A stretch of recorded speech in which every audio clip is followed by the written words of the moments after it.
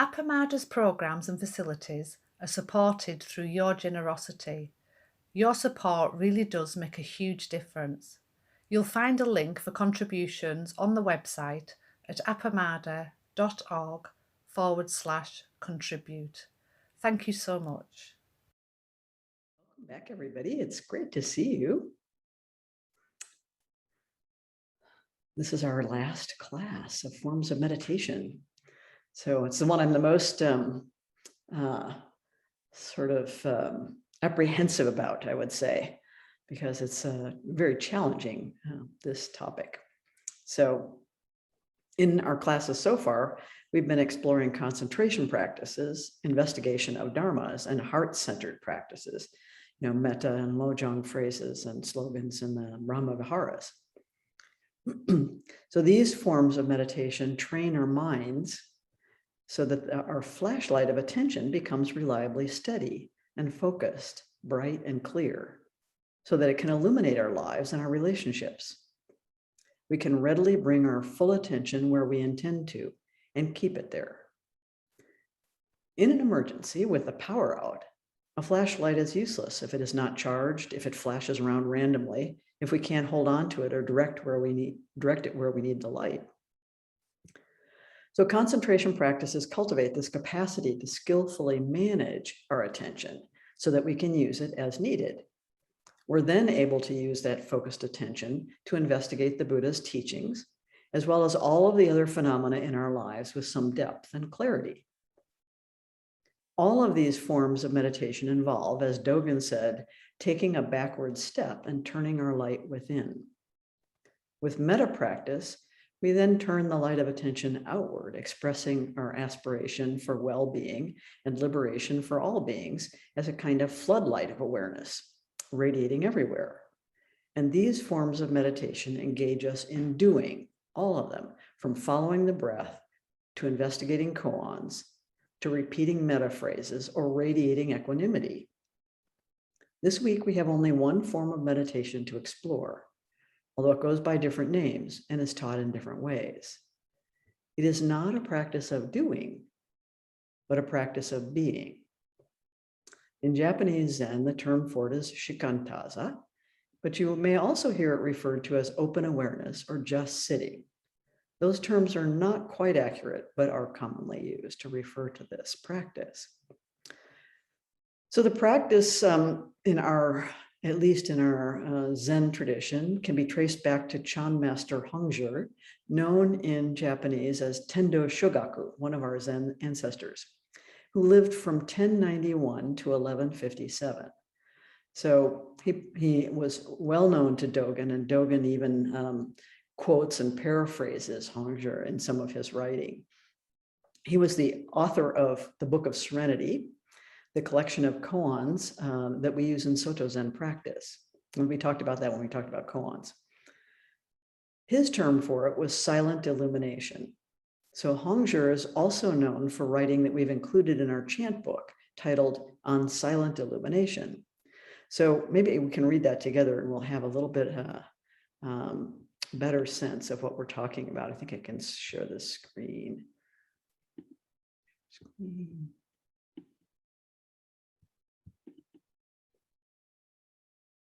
Can you see it? Does it need to be bigger, Maria? I can read it. Maybe one more. Just give it one more. Okay, so one bigger. Yeah. Zoom in. How's that? That's better. Yeah. Better. Okay. Yes. So let's read this together and get a sense of this way of practice. On silent illumination. Wide and far-reaching without limit, pure and clean, it emits light. Its spiritual potency is unobscured. Although it is bright, there are no objects of illumination. It can be said to be empty, yet this emptiness is full of luminosity.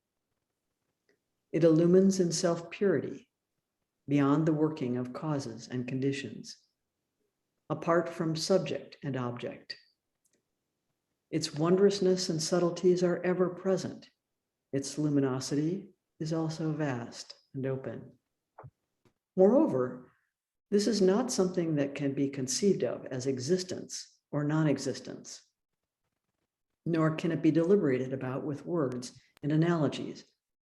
Right here, at this pivotal axle, opening the swinging gate and clearing the way, it is able to respond effortlessly to circumstances. The great function is free from hindrances. At all places, turning and turning about, it does not follow conditions, nor can it be trapped in models. In the midst of everything, it settles securely. With that, it is identical to what that is.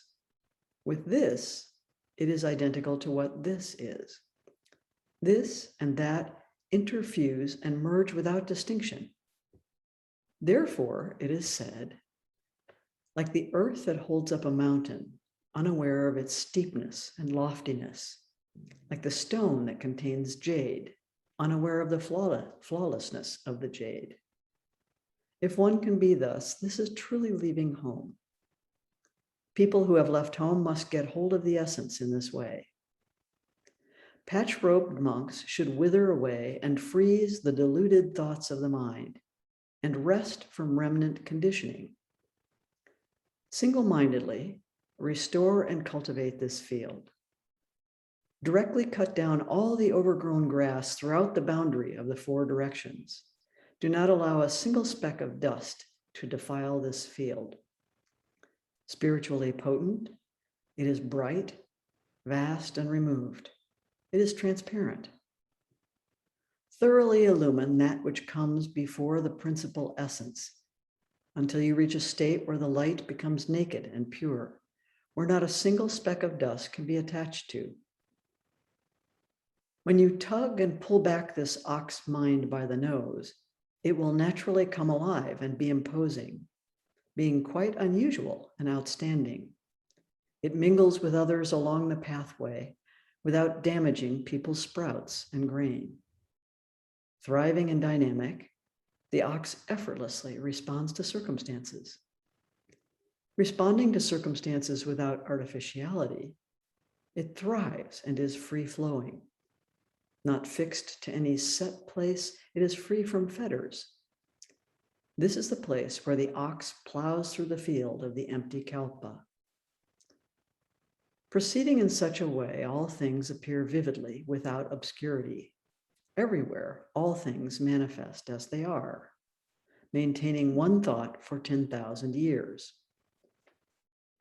Fundamentally, this is non-abiding in appearances.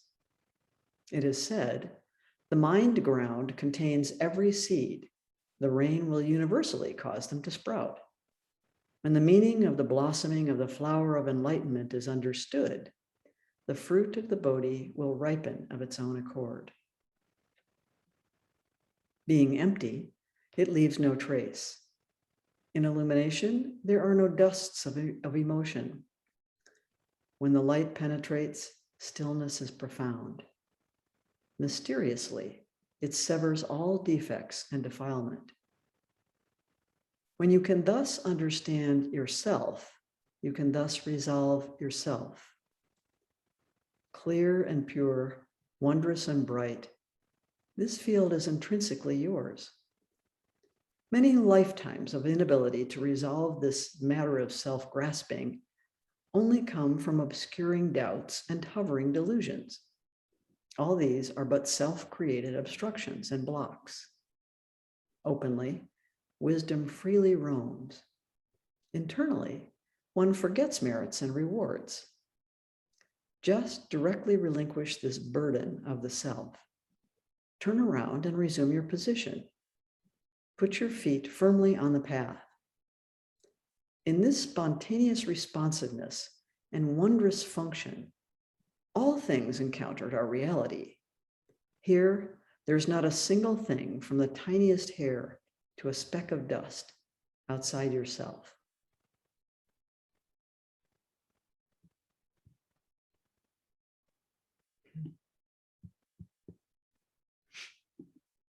This is from one of our favorite Sources: The Method of No Method, the Chan Practice of Silent Illumination by Shenyan. So,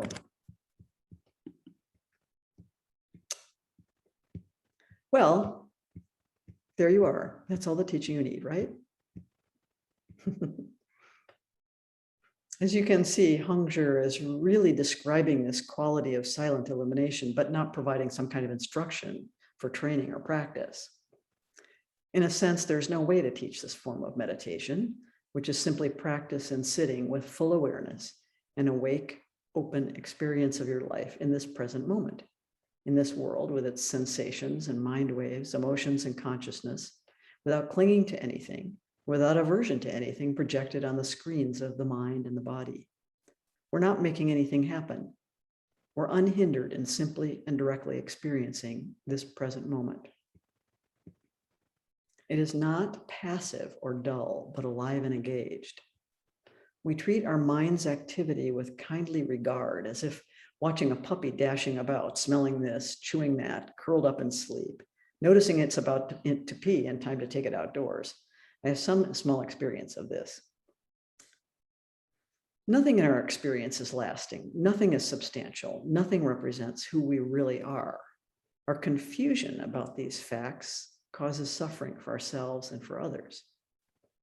But more importantly, it causes us to miss our own lives. The past year has been like a fever dream, surreal and disturbing, yet filled with beauty and kindness as well. But how much of it swept by us unnoticed? Many people believe in meditation as a way to attain some peak experience, the ultimate example of which is awakening. But every moment of life, even an insect's life, is precisely that peak experience, often unknown and unclaimed because we're too busy worrying about other imaginary things. The world is real. We are real, but not in the ways we imagine them. For example, we are permeable beings, not the solid, aging bodies we take ourselves to be. At this very moment, cell phone waves are passing right through you, carrying photos of a new grandchild, a bit of pop music, a teenager's text, some racist propaganda, an email about a project in someone's office.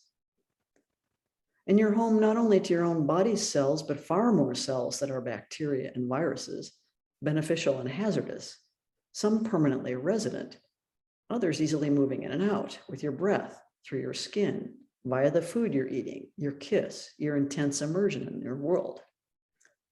No one can factually speak of I, me, mine. Everyone is in the plural, they, them, theirs.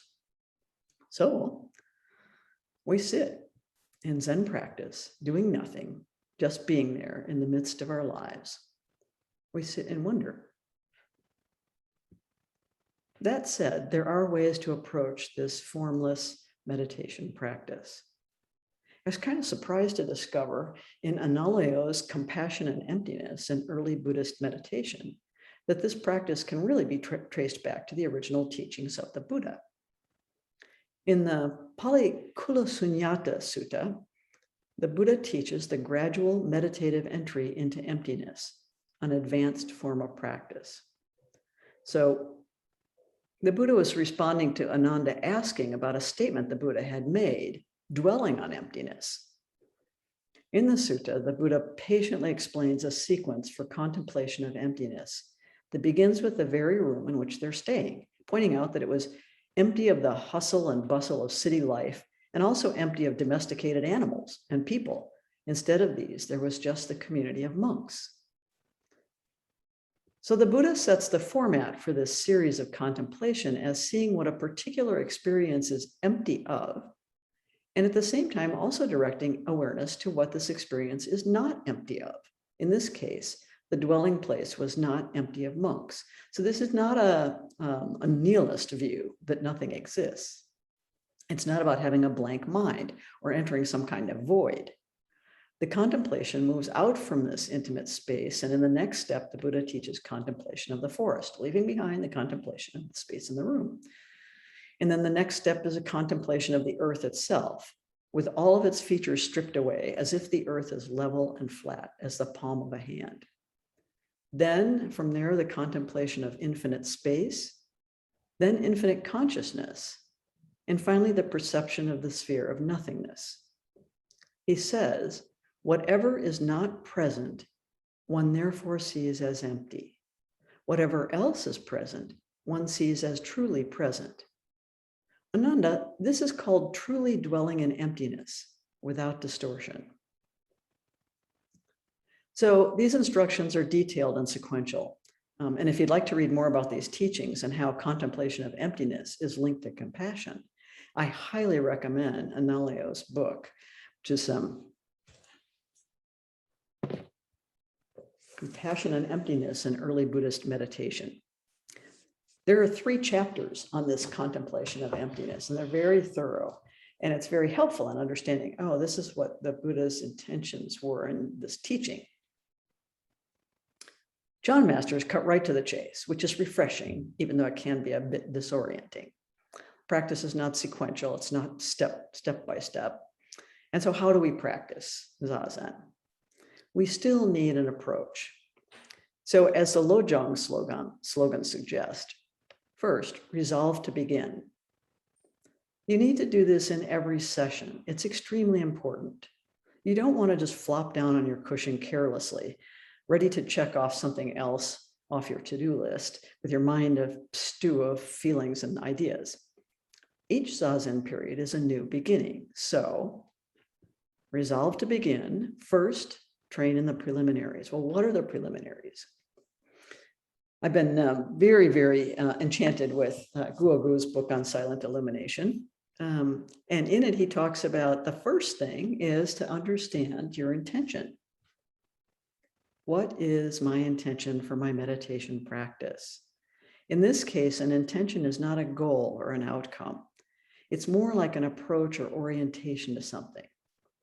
So let's pause right here. If you have some paper and a pencil or pen handy, just think about, reflect a little bit, and see if you can write just a couple of sentences about your own intention for this practice.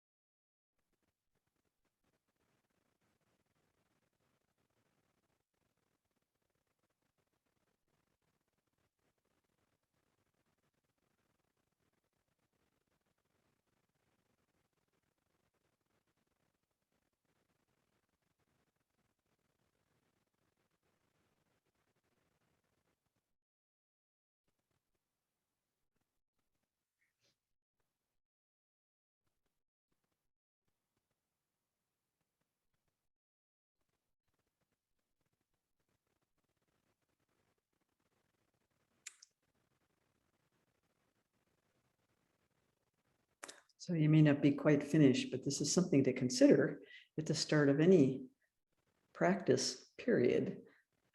And it may be something that's consistent for you, or it may be something that changes and is variable from time to time. So I'm just wondering if anyone would like to share whatever reflections they had about this. So just raise your hand if you would like to share something of your experience. Yeah, It would help to go into gallery view as well to see everyone. And if you raise your hand, Peg, it will keep you in the top left-hand corner while other people ask questions and move around. It'll just keep you in one place. Let's see. There we go. It'll just keep you up there. On one of you. Yeah. So Kim.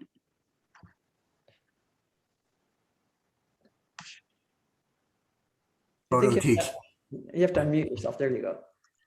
This parallels something I said about 50 or 60 years ago when we were asked for an intention in a photography class, and I said something about to not have to take pictures, but to always be in this awakened state. And so what I wrote here was, my intention is to not have to practice, but to continually be in an awakened state without even trying. I just want to be there without any effort.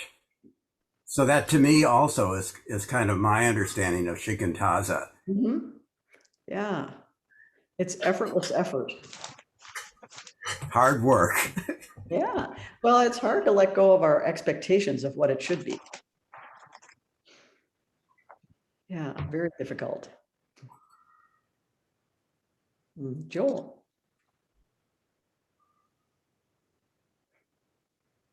What I have written for my intention, everything is already splintering apart here, but to be awake to the wonder of this existence, and awake to the process or processes that are carrying me forward moment by moment, it's the processes that are unfolding and, carrying me along. To be awake to my connections within my mind, parts holding other parts in loving kindness, and to others, and then to know to be able to contact or be aware of the space that everything I know or can know of is arising within. Mm. And I list those because I have had some experience of actually having those awarenesses arise within whatever the awareness is. So Yeah. So your intention is to foster that. Yes. Yeah. That's great. Richie. Hey, excuse me. Sorry, I've got a bit of a sore throat. I just wrote to calm and bring some balance and lucidity to my mind, some equanimity, to become resilient to the changing states of mind and not react or be fussed by them, to become kinder to myself and others, to let go of the story of self and freedom from suffering. That's what I wrote anyway. Yeah, it's like something you were saying to do before every meditation. Just sit and have a reflection on why you're doing it. Just notice, what is my intention here? Because often we just sort of plunge in without taking the time to stop, say, okay, what is my intention for this sitting? Yeah, and I think that's a very important step, actually. It sort of orients us. Yeah, that's great. It's a great set of intentions. Ready?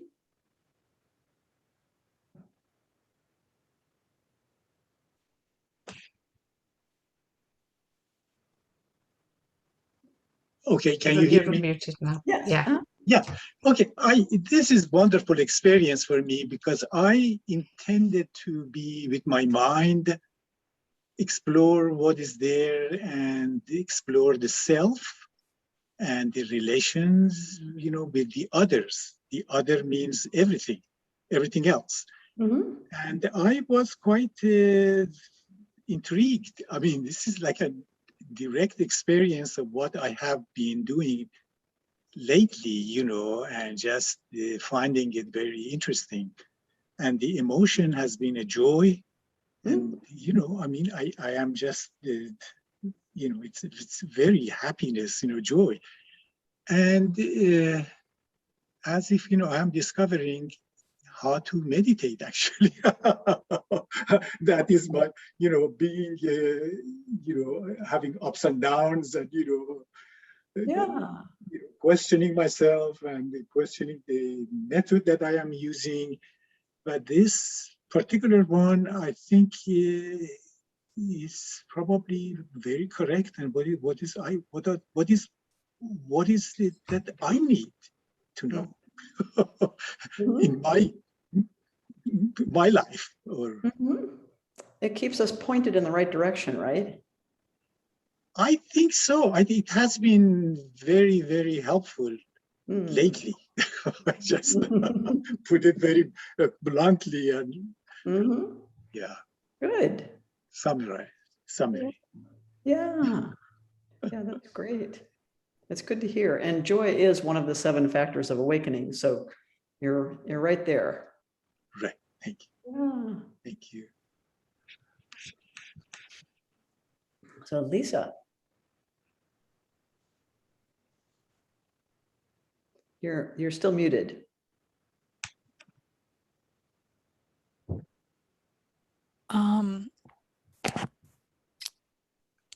I had a thought the other day, a couple of days ago, I don't remember what it was, that the greatest power in the world is love. And it's not that I haven't had that thought before, but it struck me. I think then I thought about the Buddha and so that gave me an intention with my meditation, that maybe my meditation will help me be able to love more fully. And that's as far as I've gotten. So that's what I wrote down. And that's what I'm curious about at this point, is how can my meditation help me to be a more compassionate force in the world, I think. Yeah. So you have to be careful about that. We warned about that in the meta class, right? Because it means that you're attaching to an ideal that is not who you are now, but some better self that you'll be in the future. And that's sort of a source of unnecessary suffering, because you're separating yourself from that ideal, which will never be reachable because that's the way ideals are, right? Right. And we sometimes think that our nobility is in striving for an ideal, right? That's what makes us good, is that we're striving to be better people, right? That isn't what makes us good. That's what makes us strivers. Yeah. And so it inherently carries dissatisfaction with the present moment experience. And with who you are right now, you don't need to be more compassionate. You don't need to be more loving. That's an opinion. Yeah. My internet just went unstable, so I missed a piece right before that. Where I said, you don't need to be more loving. You don't. Yeah, right. Yeah, right along there. Yeah, that's all already there. So the striving to be more of something or better of something or towards some ideal is just a source of suffering. I think it's a sense of unblocking, that I know it's already there, but it can get blocked. That capacity can get blocked. Not so much blocked as it's obscured. Yeah. It's like clouds covering the sun. The sun is still there. You don't need a bigger sun, a better sun, because they're clouds. Right. Yeah. And so, yes, in practice, what we discover is that that capacity to see beyond that obscuration or whatever is, we talk about hindrances. So the hindrances are what really tend to cloud our vision. Yeah. I think of it in terms of just being curious about what's happening in my mind. Yeah. And Yeah. And that'll be part of the attitudes that we talk about in a little bit. Yeah. Yeah. That friendly curiosity is our biggest, I think. I always think of it as a universal solvent, as it dissolves obscurities, it dissolves hindrances, it dissolves obstacles in our relationships with others. Yeah, that's great. thank you. Yeah, Jay. Yeah, it's funny when I first signed up to do this course, my idea was, you know, you know how like Neo in the Matrix, he got the code and you know, really seriously, like I wanted to be, you know, Neo, see the coding to let go of attachment and, you know, be Zen. And honestly, is in you asking this question, I realized that over the last few weeks, I have been more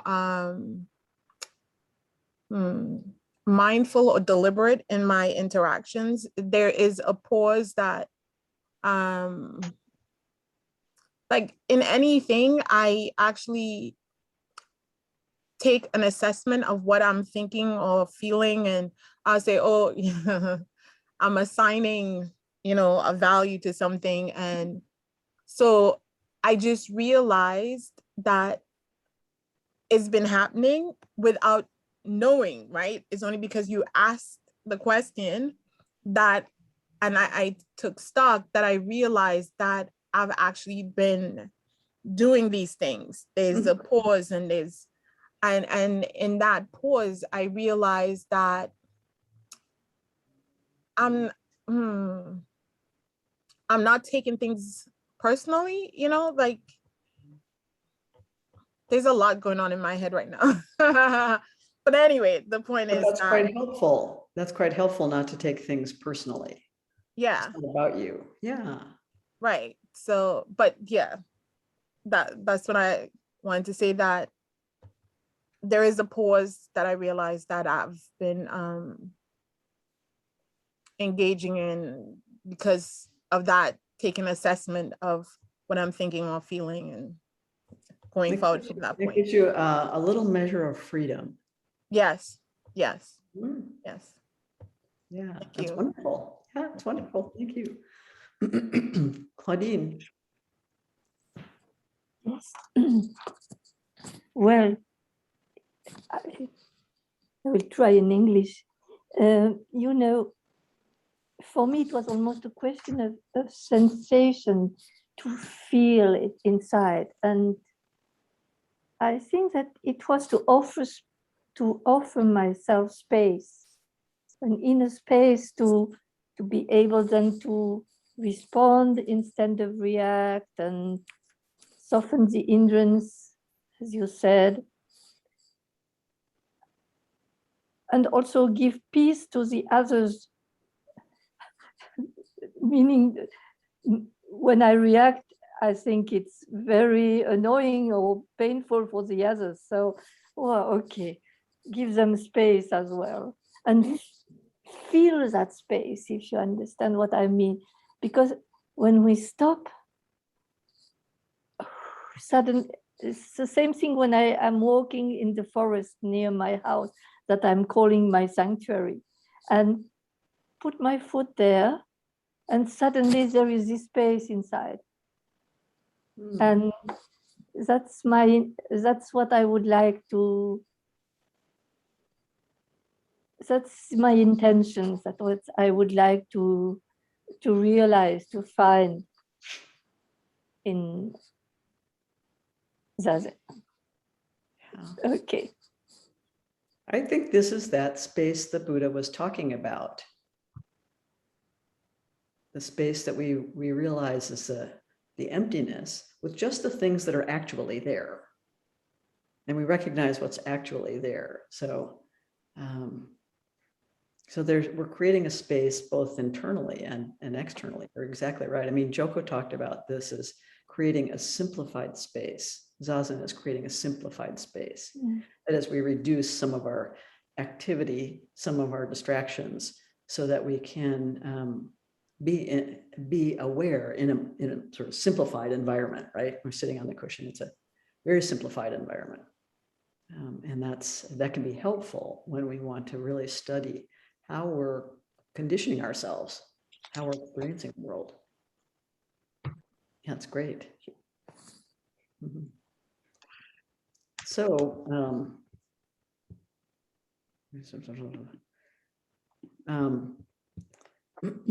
so the next step of preparation, training in the preliminaries, Guogu talks about as feeling tones and attitudes. So we do a check, just a check-in. Once we sort of understand what our intention is, we do a check-in for feeling tones, which are sort of subtle background influences in our minds, intentions, concerns that shape our choices and our perceptions. So he says, once we've exposed negative feeling tones, we can foster correct attitudes that resonate with our original freedom. It's exactly what Claudine was talking about, right? Many of our subtle tendencies are hidden from our awareness. This is true. If we're unaware of what's going on inside us, simply practicing seated meditation won't take us too far along the road to liberation. This is why many practitioners, after years of meditation, wonder why it is that they are still vexed by the same people and events in their lives. How can it be that in seated meditation, they are able to gain peace, but in the busyness of life, they are basically the same people? If we don't expose the subtle tendencies that govern the way we practice and in turn cultivate correct attitudes, we inevitably perpetuate separateness, opposition, and self-referential thinking. These subtle undercurrent tendencies manifest as the attitudes we have toward life. We need to expose them and cultivate the right attitudes to bring out our wisdom and compassion. So, what does Guogu think are the right attitudes, and how do we cultivate them? So, first of all, there's a process he talks about, a fourfold process of exposing, embracing, transforming, and letting go. He says, when practitioners come across the familiar Buddhist teaching of non-grasping, which you no doubt have come across, they think that they have to let go of everything, that this is something they can do right away, and that once they've done so, everything will be fine. We have to expose our subtle emotional afflictions and negative habits. In exposing them, he says the truth is, we have to first see what it is that we have to let go of. So we have to expose our subtle emotional afflictions and negative habits. And in exposing them, we may recognize that they have been part of us for a long time, that there is a history behind our behaviors. They may be part of our defense mechanisms and survival skills. So we have to accept them. Only when we accept them will we be able to take responsibility for and work through them. Then we will no longer be under their influence. This is letting go of them. This is a long process, and it is not linear, but circular.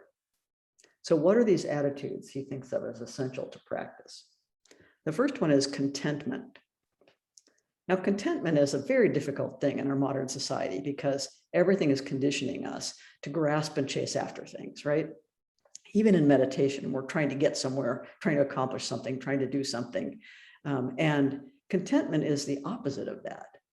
I'm completely contented. This is an attitude to cultivate. Completely contented. Right here, right now. This is completely fine.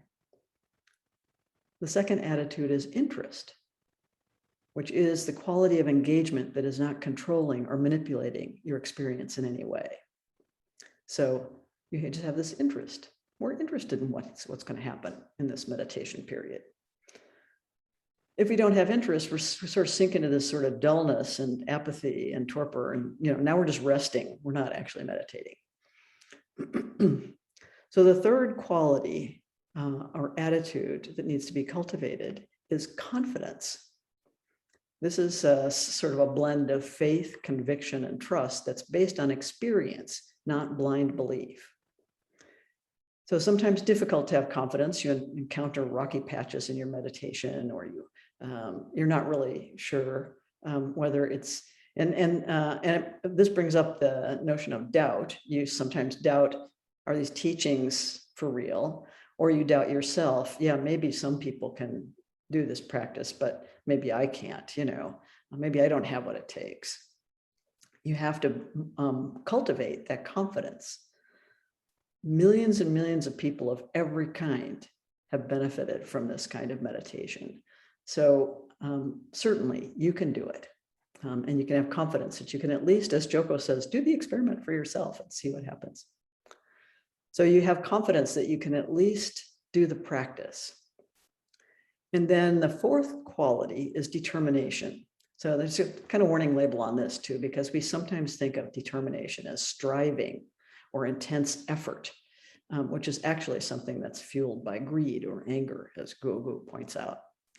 He says, determination is about being steadfast, trickling on like a fine stream in a continuous flow that does not end. Even when a big boulder is in the way, the stream simply meanders around it and continues. So a Chan analogy for determination is a continuous stream of water without gaps, without seams. So we've connected with our intention. We've cultivated these attitudes. We're still in the preliminaries, right? We're still in the preliminaries at the very, very beginning of our meditation practice. The next thing to attend to then is our posture. And posture in Zen, since Zen is an embodied practice and not a mental practice, is extremely important. So one of the great explanations of posture in Zen is in Zen Mind, Beginner's Mind by Suzuki Roshi. This is my original book from, I think, 1970. It was $2.95 then. So what he says, Suzuki, about posture is quite clear, quite straightforward. He says the most important thing in taking the Zazen posture is to keep your spine straight, as straight as you're able to anyway. Your ears and your shoulders should be on one line, so lined up. Relax your shoulders and push up towards the ceiling with the back of your head. This ensures that you have this upright position. And you should pull your chin in. It should, if you're sticking out like this, you're going to get a sore neck or a sore back. When your chin is tilted up, you have no strength in your posture. You are probably dreaming. Also, to gain strength in your posture, press your diaphragm down towards your hara, or lower abdomen. This will help you maintain your physical and mental balance. When you try to keep this posture, at first you may find some difficulty breathing naturally. But when you get accustomed to it, you will be able to breathe naturally and deeply. Your hands should form the cosmic mudra. If you put your left hand on top of your right, middle joints of your middle fingers together, and touch your thumbs lightly together, as if you held a piece of paper between them, your hands will make a beautiful oval. You should keep this universal mudra with great care, as if you were holding something very precious in your hand. Your hand should be held against your body with your thumbs at about the height of your navel. Hold your arms freely and easily, and slightly away from your body, as if you held an egg under each arm without breaking it. So this is a wonderful thing. This little cosmic mudra is a wonderful thing to check back in with during your meditation. Is it flopped over? Is it pressed together? Is it still maintaining that beautiful, soft oval? You should not be tilted sideways, backwards, or forwards. You should be sitting straight up, as if you were supporting the sky with your head. This is not just form or breathing. It expresses the key point of Buddhism. It is a perfect expression of your Buddha nature. If you want true understanding of Buddhism, you should practice this way. These forms are not a means of obtaining the right state of mind. To take this posture itself is the purpose of our practice. When you have this posture, you have the right state of mind. So there is no need to try to attain some special state. When you try to attain something, your mind starts to wander. When you do not try to attain anything, you have your own body and mind right here. A Zen master would say, kill the Buddha. Kill the Buddha if the Buddha exists somewhere else. Kill the Buddha because you should resume your own Buddha nature. Doing something is expressing our own nature. We do not exist for the sake of something else. So I love this, very practical instruction in taking the posture of Zazen, this upright and dignified posture. And my teacher, Joko, would teach us to sit as though there's a string attached to our sternum that's lifting up, and our body is like warm wax that's melting back. So there's this lifting at the sternum. I like that a little better than craning up the head, which can lead to some tension in the neck. But if you're lifting from the sternum, then your head will naturally come into alignment. So I found that a pretty good practice. And in the Alexander method that's used by many dancers and musicians, they talk about balancing the head up on top of the neck so that the spine can lengthen and soften, which is very good instruction also. So posture is quite important. And we can check in periodically during our meditation period just to see how that posture is going. So Jay, did you have a question? Yeah, I do have a question. And so when they were talking about the body positions, those what I know as in yoga as bandhas or body locks, is that the same thing? The Buddha trained in all of those sort of practices. Oh, okay. But this is about complete release. It's not about any locks. So nothing is really locked up. No, I understand, but like when they said the neck, pull the chin in, the head up, that's what they call well, in Kundalini yoga, like a neck lock, but it's the same description. That's why I'm asking. Even the pelvic, pulling up the pelvic into, it's also like a pelvic. It's called a bandha, or what they in English it says a lock, but it's not necessarily just a hold. Really, you're not really trying to hold anything, right? But yes, some of these, I'm quite sure that some of these teachings originated, sort of co-determining each other. So the Buddha was familiar with these emerging yoga practices and trained in them, but he's not teaching yoga. Okay. Yeah. So, but these postures have been established for literally thousands of years, even a couple thousand years before the Buddha. The cross-legged meditation, typical cross-legged meditation posture has been taught for eons as a way to attain stability and relaxation in an upright and awake way. So I think that's always been the sense of it, that we're awake. So for some people, the cross-legged postures are not really possible because of their anatomy or because of injuries or whatever. And the sitting in a chair posture then offers that stability. So you still have 3 points, your seat and 2 feet on the floor. And those 3 points give stability. You still want to be upright, and it's better if you're sitting in a chair not to be leaning against the back, because you will get a sore back that way. But to sit upright. And that posture is not something that we maintain by stiffness or by any kind of tension. We'll talk about that in a minute. But actually just a way, a kind of way to make the body still and coherent is basically what you're interested in. That posture that's typically demonstrated, the cross-legged posture, half lotus or lotus position, give us the greatest potential for stillness, which is what we'd like to do is quiet the body activity. So every time the body moves, we're jerking our mind around too with it. So, so the more stillness we can allow our bodies to rest in, the more we can turn our attention and our awareness to our meditation practice. So does that make sense so far? So now we're up to the posture. So we're maybe, a minute and a half into our meditation and we're still in the preliminaries.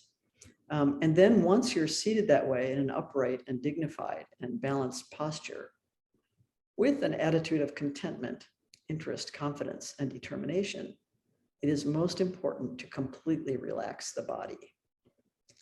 Tension and contraction in the body are obstructions to meditation.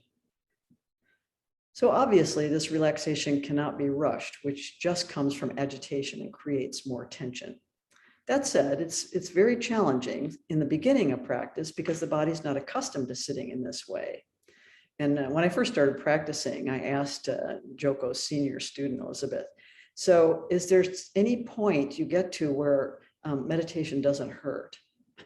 And she said, well, I think about after 10 years, yeah, about 10 years.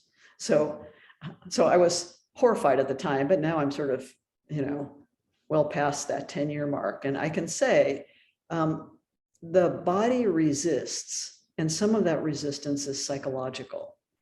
And some of that resistance is just unfamiliarity. So once the body becomes familiar with the posture, then the sort of various aches and pains that we have tend to be psychological kinds of resistance or emotional kinds of resistance, which may be quite subtle to us. But let it be said that the ego is never too satisfied with the idea that we might be able to see through it. So some tension arises, but we practice with that. So we can try this. So sit upright and balanced on your chair or on your cushion. I'm on a little stool here. But make sure that either both feet are on the floor or both knees are on the mat, that you have a kind of a triangular base there.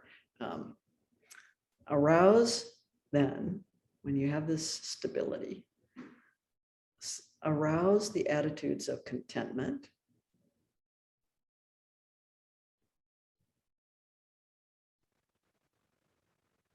and interest,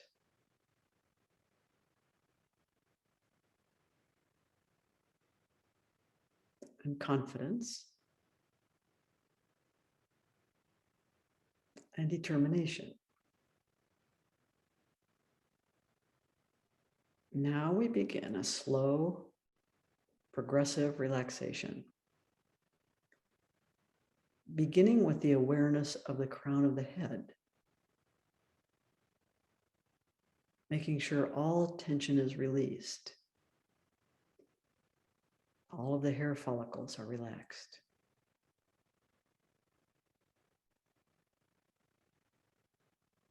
Then moving to the forehead, where we often hold some unconscious tension,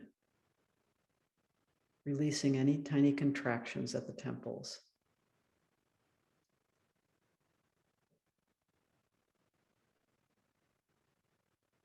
Down to the eyes with their many small muscles. Simply release any tension you discover there. Muscle by muscle.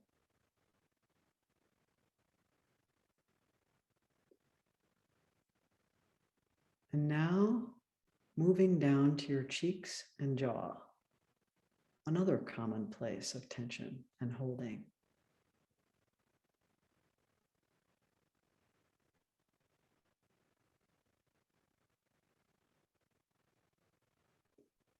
Now your mouth, teeth, and gums completely relax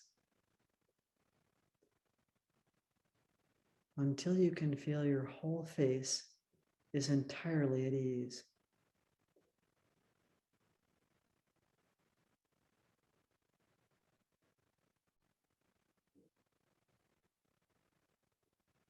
Continue with the back of the head, the ears, the top of the spine, releasing and relaxing allowing ease and comfort there.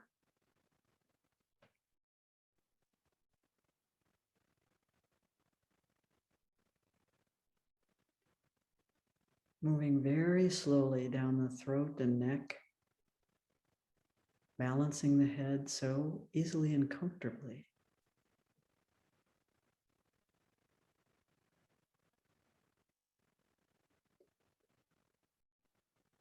Down to your shoulders,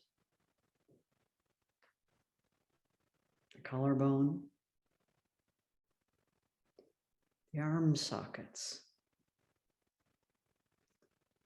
muscles and tendons completely relaxing. Nothing to do. The body in balance and at rest.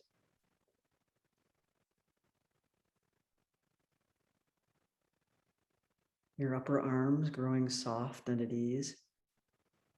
Your elbows and forearms releasing any tension. Your wrists softening. Your hands still and quiet in your lap. Fingers and thumbs completely relaxed.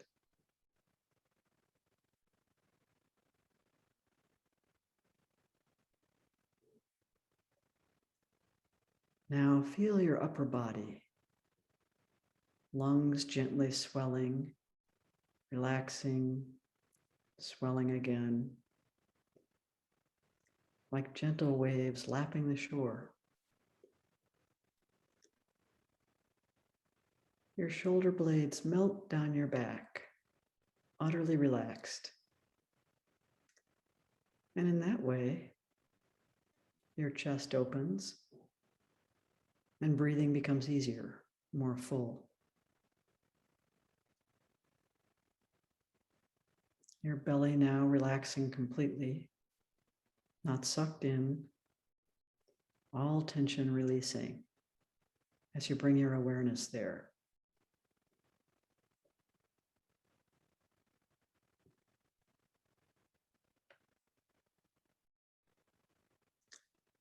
Your lower back, slightly curved, is relaxing as your body finds its natural balance and poise. And the base of your body, pelvis and buttocks are also releasing any tension, stable and firmly connected to your seat, which supports you with the whole Earth's gravity.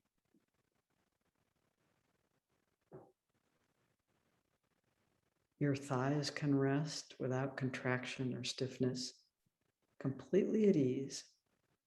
Nothing to do, nowhere to go.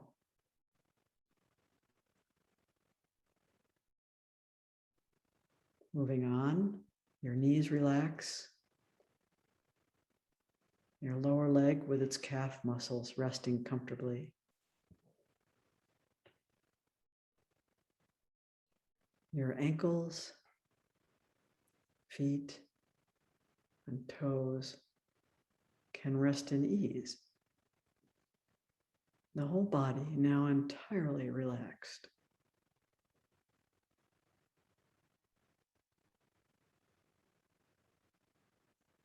As you do this preliminary scan and release, you may notice some places that are more stuck than others. Some that were not able to completely release their tension or contraction. When you practice this, you should feel comfortable to stay with those places a bit longer, or to return to the beginning and repeat the process. You may find this work with relaxation can fill an entire meditation period, especially in the beginning. But ultimately, you will find it much easier and quicker as your body learns how to relax itself at will. And you may find yourself in situations where this knowledge alone may serve to put you at ease, so that you can meet the situation skillfully, wisely, and compassionately.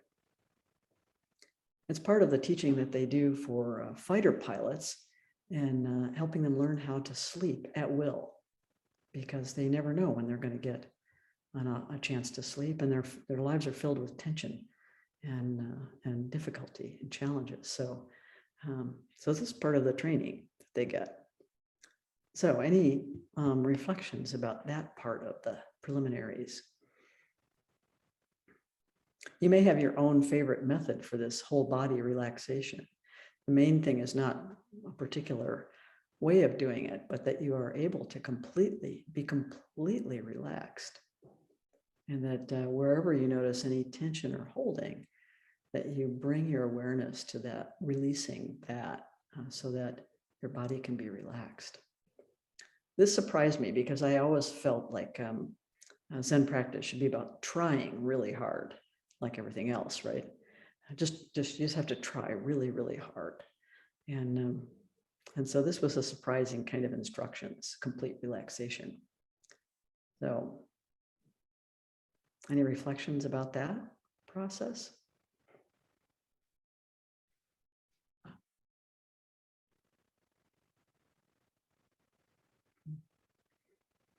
Okay.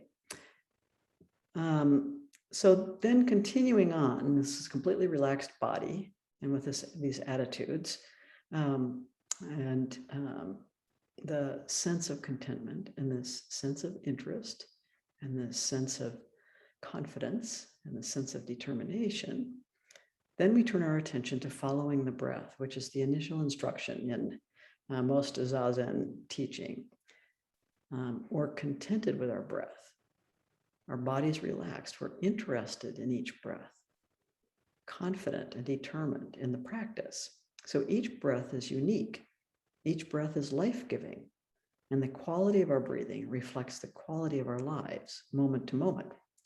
It's something we can attune with anytime in our everyday lives. It's ready to hand always, right? Breathing in, we breathe in the whole universe. Breathing out, we express our whole living being. So then we relax even the activity of following the breath and allow breathing to become just another sensation in the body. What else is there? Warmth, energy, sense perceptions, sounds, colors, the felt sense of the body itself, and the immediate surroundings, the cool air, the space around you in the room, and permeating all of the things there. And this immediate space is opening out to the larger spaces around it, a forest, a neighborhood, a city, an ocean. And your awareness expands there, carried on the light breeze of your breathing. This moment, too, moves beyond just a few seconds, filling this day and expanding outward to this week, this month, this lifetime, many lifetimes for many beings. Now all of that just falls away. No need to hold on to it, just resting in it, immersed, contented, interested, confident, determined simply to relax and be present right now. These are the preliminaries that sort of prepare us. And now we have this awareness. And what we discover is just how fluid and expansive our awareness can be. That when it's not stuck somehow, it can be intentionally accessed and developed. It becomes a resource for our journey on this spiritual path, and we learn how to use it. So here's a little experiment we can do with that, a little experiment in awareness. So if you sit comfortably without straining, bring your awareness to the center of your chest, the heart area.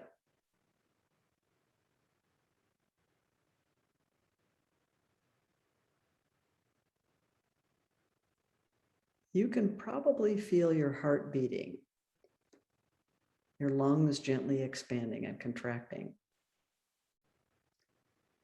Notice any sensations you experience in that area.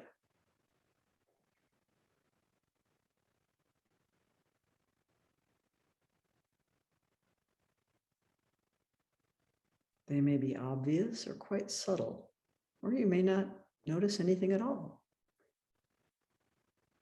Just be aware without judging or straining in any way, completely relaxed.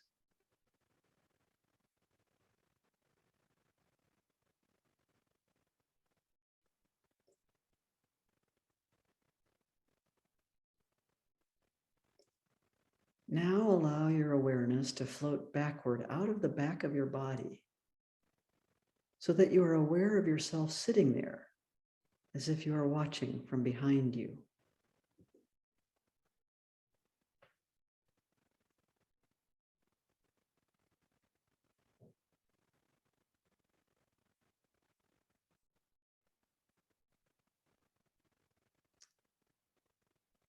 Allow your awareness to travel above to a corner of the room in front of you, up in the ceiling, taking in your body and the whole room.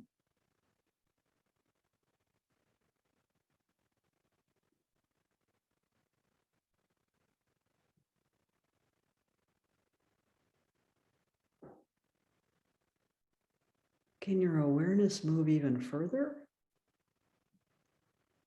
Of course, it can move out of the room into the outer world with its noises, neighbors, trees, roads, and larger network, fields, forests, traffic, sewer systems, and beyond, filling the sky with awareness of clouds, weather, sunrise, the moon, the distant stars, the whole cosmos.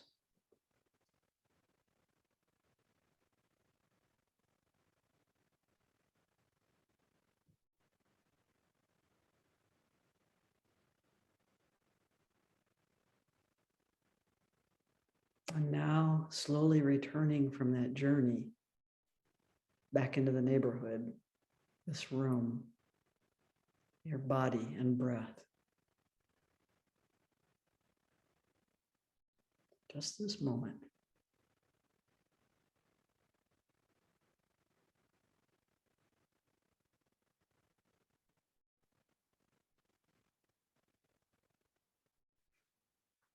So I'm very curious whether you found yourself able to move your awareness in those ways. So if you have any reflections about that, raise your hand.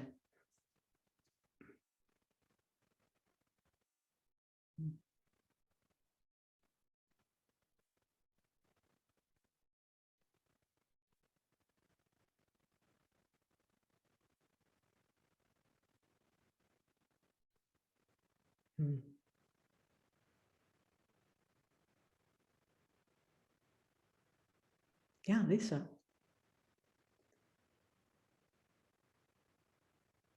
You're still muted. There we go. Okay. This is just a question. Mm-hmm. Are we playing with states of consciousness when we're doing this? What do you think states of consciousness are? Well, the thing about going behind yourself and then sort of going into a corner of the room made me think of dissociation.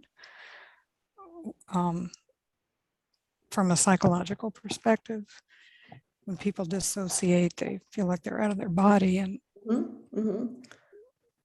so that just made me wonder about. That perspective isn't itself that kind of dissociation, psychological dissociation. Right. It's taking a different perspective. If you got stuck there, then you might worry, right? That's a dissociated state. So so it's really it's the capacity to expand awareness, to take a larger perspective or perspective from another orientation. And in Zen practice, we often say that Zen is aperspectival. That is, we have the capacity to occupy another person's perspective, understand it completely. It doesn't mean that we lose our sense of our own position so much as we have that capacity then, right? which gives us flexibility, it gives us response flexibility, and it gives us also perspective flexibility, right? So like when you go to another culture and you discover that people think in a different way, I mean, just the language itself shapes the way they think, right? So you can, you know, for whatever period you're in another culture, you can begin to apprehend that perspective. Right? Okay. Yeah. So we're simply making that intentional and not some accidental, you know, shifts of awareness. So I think in dissociation, it's not intentional.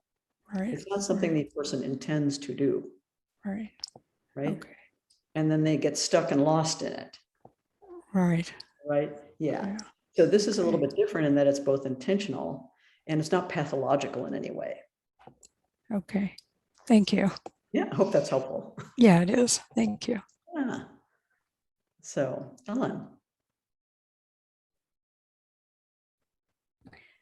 Well, the thing I've appreciated the very most that I've heard today is what Joko said about the string lifting upright, but the melting downward. It seems so balancing, such a balanced posture, opposed to if you're just focused on the upward, that can become tension, you know, but to have, it seems like a balancing of energy, you know, to have the string upward and melting like wax. I'm going to really use that a lot. It's been very helpful for me over the years. You know, I return to it again and again as just a little, it's like a little touchstone that helps me a lot in my practice. And sometimes I'll notice I've sort of collapsed, you know. And one of the things I've noticed about working with the breath is that we collapse on the out breath. Yeah. So if we're attending and we can intentionally stay lifted on the out breath in that way, then we don't collapse and gradually end up in this sort of hunched shouldered, you know, what they call camel's end. Yeah. Yeah. And we can stay comfortable. And then as far, yeah, I love the exercise of expanding your awareness outward. And I appreciate it because it seems to prevent such a narrow focus. Right. It just widens the focus. Yeah. Yeah, I think so.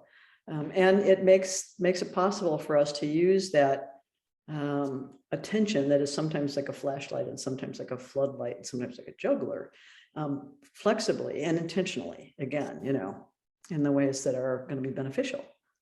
Yeah, I like that about being flexible with your attention. Yeah. Yeah, we want to be the pilots of it. We don't want to just sort of haphazardly going all over the place, you know, as it is likely to do. Right. So thank you. Yeah, okay. Maria.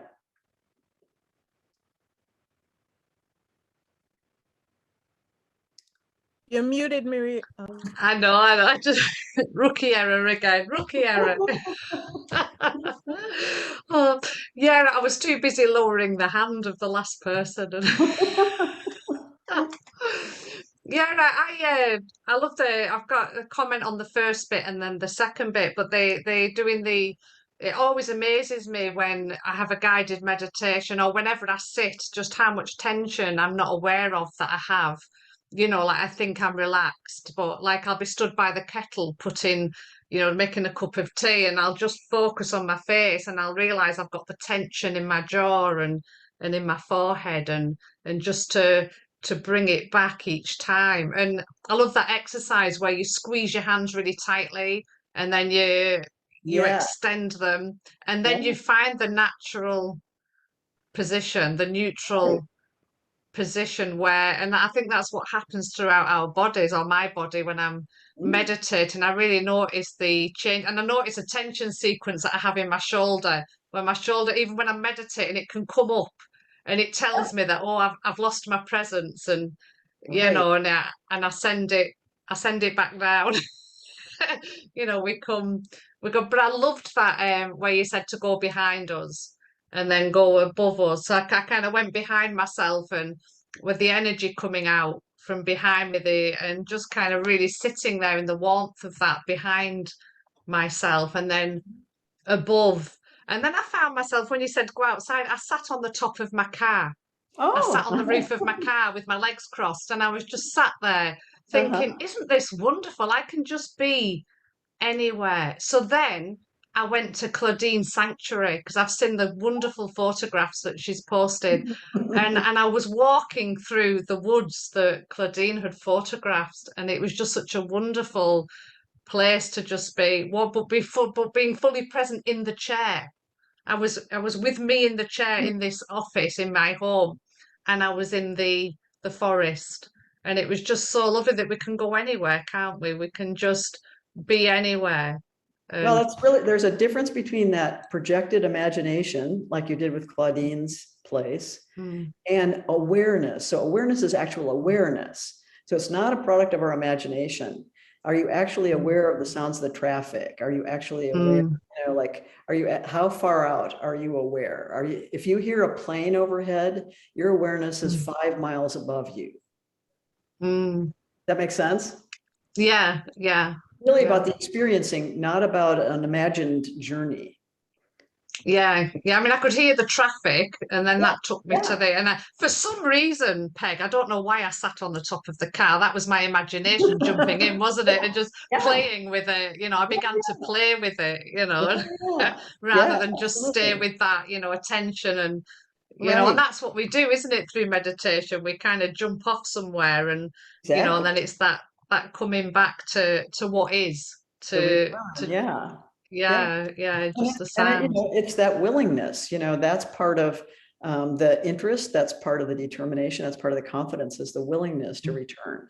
Because a lot of times we enjoy our fantasies, you know, our fantasy worlds are fun.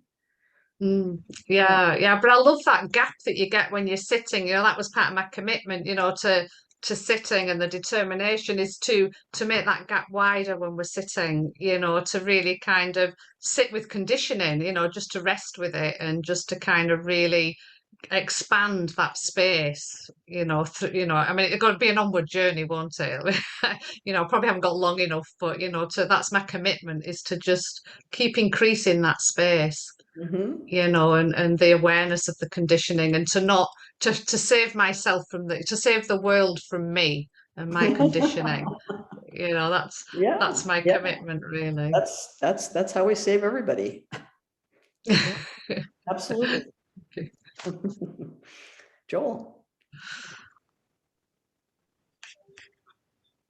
Well, I also, like Ellen, really appreciated the reminder of just the imagination of, you know, a light lifting of the what is this, sternum, because I often find myself with my shoulders really rolled forward after 50 years of sitting in front of desks and computers and stuff, and that is an easeful way of allowing my shoulder blades to melt down as the instructions were, which I really like. And that just has been very important in overall relaxation. And I just have a sense that the thing with my shoulders rolling forward is a way of covertly hanging on to some tension and not letting it, you know, from myself. And then maybe also a little bit of self-protection.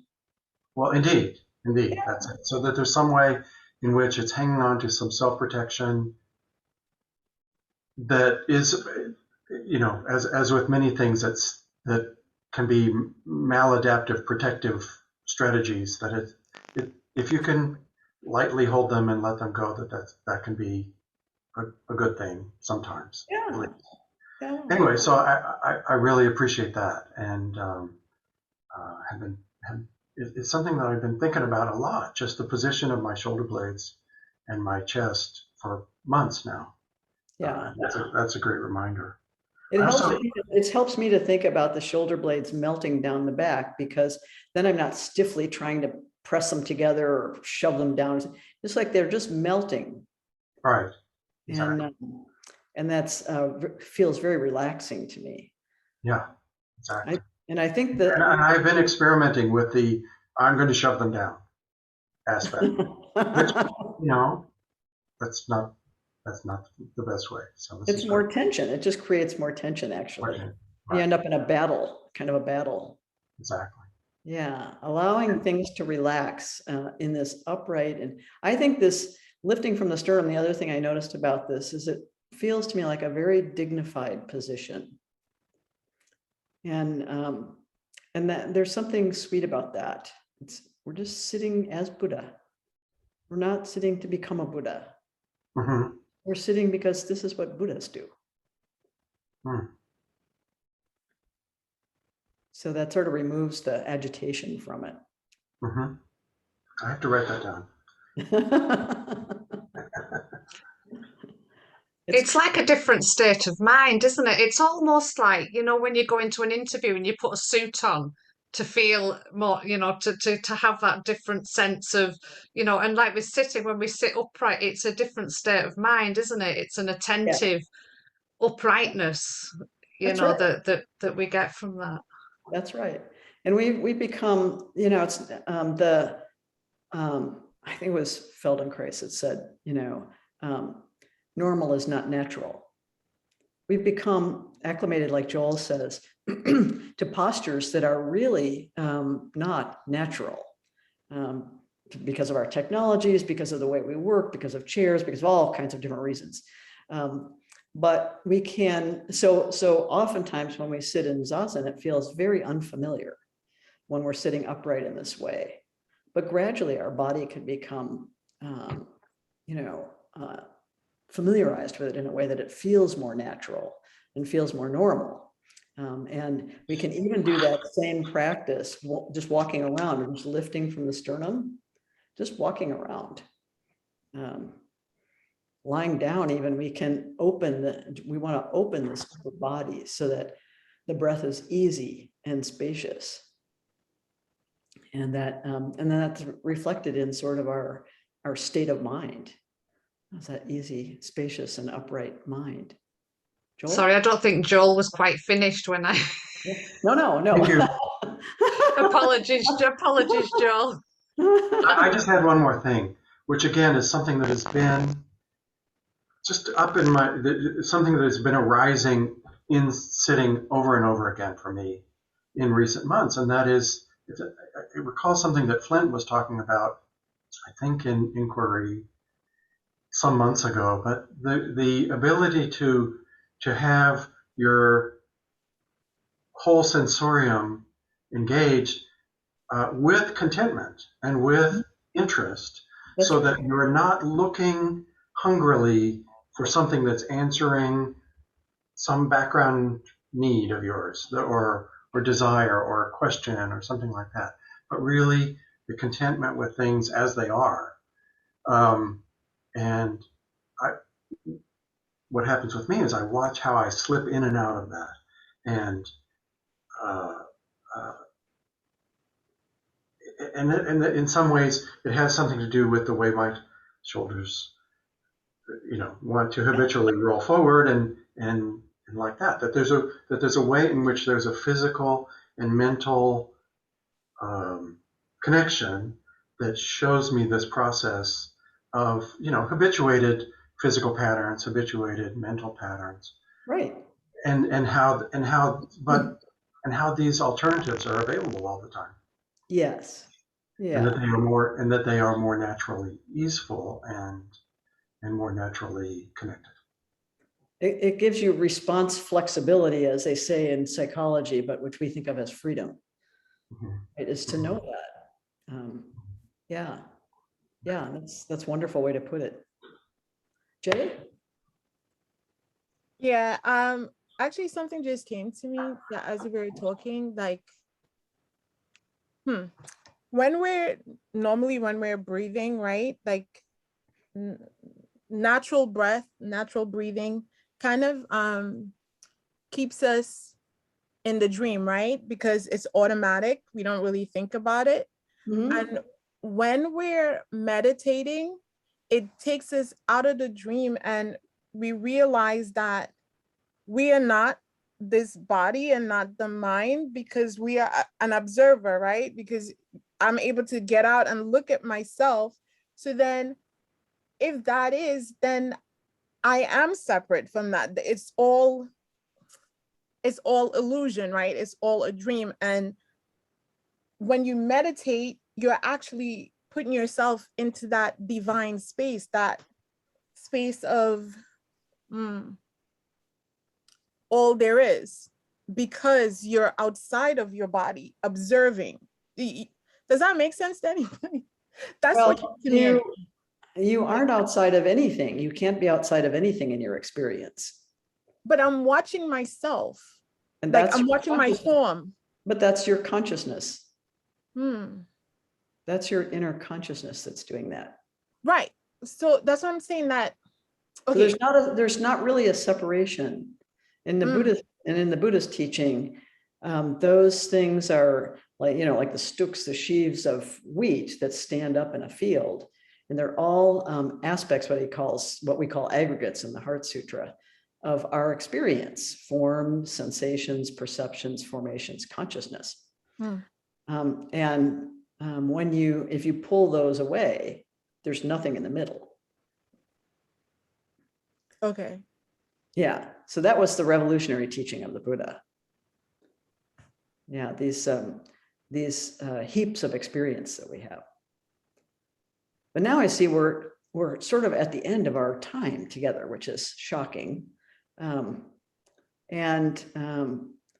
I think maybe this will provide a little on-ramp for you in this just sitting. And remember, when you're sitting in Zazen, you're not a parent, a child, a worker, a teacher, a consumer, or any other role you sometimes inhabit. You have no responsibilities or jobs or problems or projects in Zazen. So you can just allow all that to be set down. It's like returning from a big long road trip, and you sit down in a chair and set your suitcases down, and you're just sitting there. So you're just still alive and resting in this kind of sky-like mind that's open to everything, all of our experiences. So I guess my last question for you is, can you imagine how such a practice can be deeply relational and a benefit to all of your relationships? Does that seem like a possible connection somehow?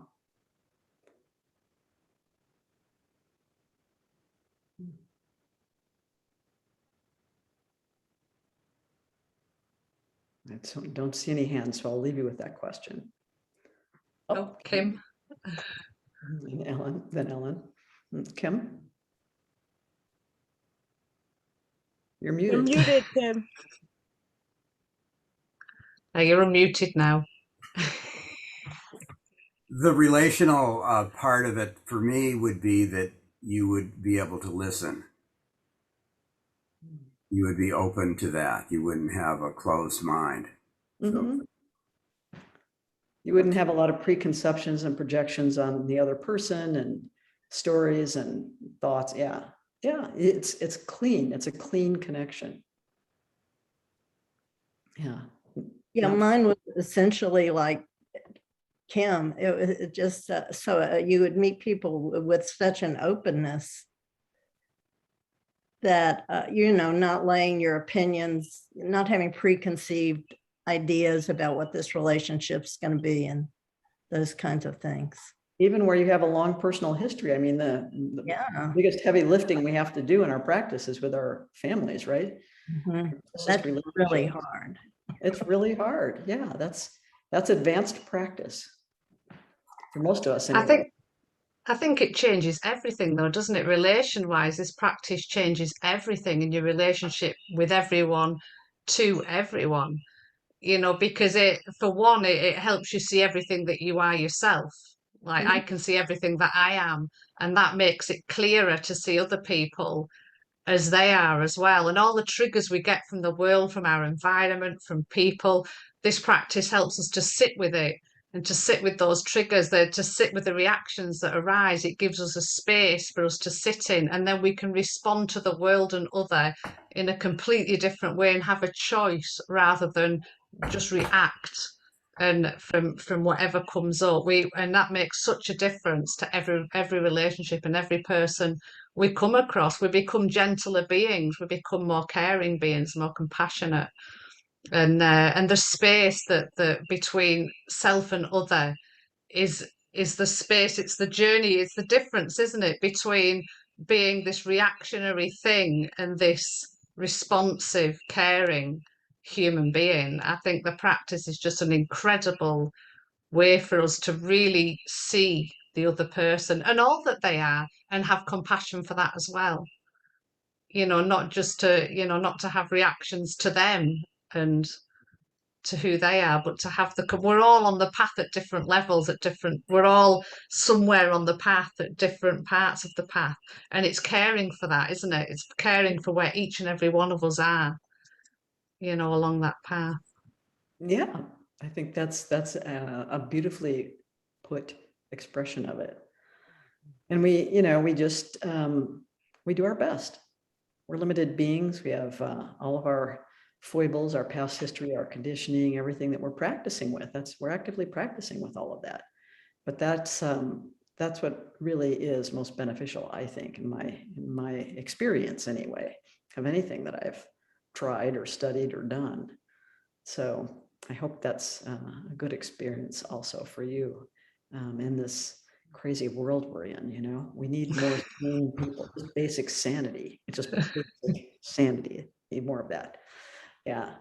And I also want to say, I think that it's helpful to remember that we're all on different places on the path, so our views are going to be different based on, and to be open and receptive of other people's perspective of, where they are on the path. Yeah. And that's not to say that, and not to get caught up either. Because, sometimes you think more and you think you're further ahead and that may color, you know what I mean? It's just that we're on different places and each of our perspective is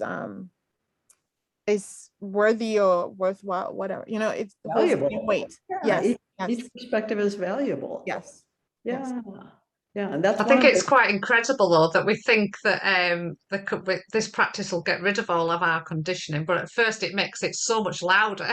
I know, that's the irony of it. So I'm actually getting worse. This because we notice it more. Well, okay, we're going to have to finish, but thank you so much for joining me on this journey, and I hope it's been a good experience of gathering some resources and strategies for your own practice. Some things you can draw on at times when you need them. So sometimes we need to work with metta practice and we can feel it, or sometimes we need to work with concentration practices and we can sense that. So you're really the agent of your own practice. Use what works for you when you need it. And if you have questions about that, by all means, talk to one of our established, marvelous, and trusted teachers or head students, or, Flint or me. So I think one of the beautiful things about this practice is the number of people who are standing at the ready to support you in it. So that's been one of the great gifts for me, is realizing that. Yeah.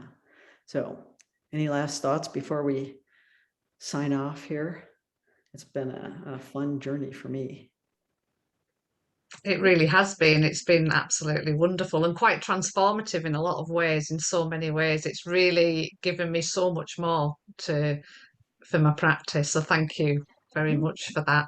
And Anne, I think Anne just raised her. I was just going to say, yeah, thank you, Peg, for a very rich, resourceful class, planting a lot of seeds for future practice and contemplation.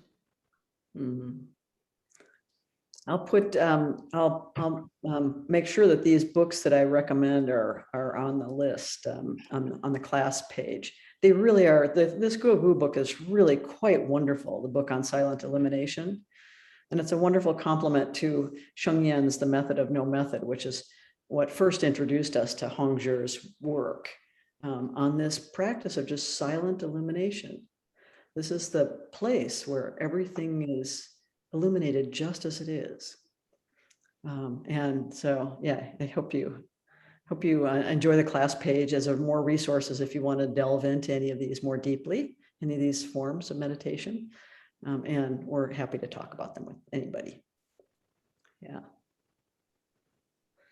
So take care of yourselves. Take good care of your practice. Thank you, Peg. Appamada's programs and facilities are supported through your generosity. Your support really does make a huge difference. You'll find a link for contributions on the website at appamada.org/contribute. Thank you so much.